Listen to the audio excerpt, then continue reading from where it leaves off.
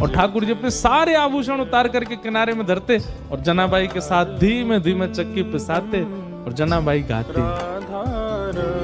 फिर ऐसा हुआ कि सुबह का समय हो गया, ठाकुर जी बैठे रहे पूरी रात।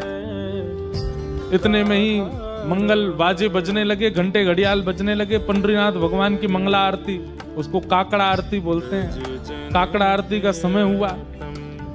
ठाकुर जी बोले, ए जना, मैं तो भूल ही गया। क्या हो गया? बोले, मंदिर में आरती होने वाली है। जनाबाई बोली, जल्दी जाओ, मंदिर जाओ। और जनाबाई थोड़ी भावुक हो गई। ठाकुर जी बोले, तू क्यों भावुक होती? बोले, पूरे दिन कल सोए नहीं, रात भर मैंने सोने दिया नहीं, अब फिर से दिन में जाके उठ जाओगे। ठंडे ठंडे पानी से सब तुमको नहलाएंगे, तुमको दूध से नहलाएंगे, बिल्कुल आराम नहीं करने दिया मैंने। ठाकुर जी बोले, तू भी तो नहीं करेगी तो मैं भी नहीं करूंगा। इतना सुख ठाकुर जी जनाबाई को। जना तुरंत ठाकुर जी जाने लगे तो जनाबाई से बोले, ए सुन, तू अपनी सौल दे दे। क्यों?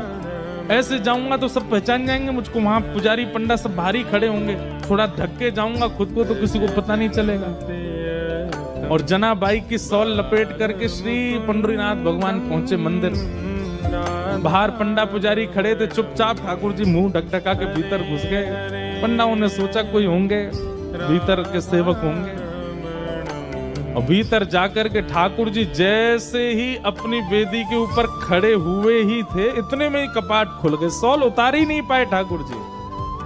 और ऐसे जैसे खड़े भये, कपाट खुले, सब लोग जय जयकार करने लगे, पंडरीनाथ भगवान की जय, रुक्मणीनाथ भगवान की जय। वहीं दर्शनार्थियों में नामदेव जी खड़े थे। नामदेव जी ने जैसे ही ठाकुर जी को, नामदेव जी का नियम था रात्रि शयन के दर्शन करके जाते थे, फिर सुबह मंगला में आते थे। रात्रि शयन में ठाकुर जी इस सौल में तो नहीं थे। और नामदेव जी के घर में ही सेवा करती है जनाबाई। और जनाबाई की सामग्री नामदेव जी को पता है वो क्या पहनती है। नामदेव जी तुरंत बोले, ये सौल तो मैंने कहीं देखी है जो पंडरीनाथ पहने, रात में तो नहीं थी, ये सुबह कहां से आ गई?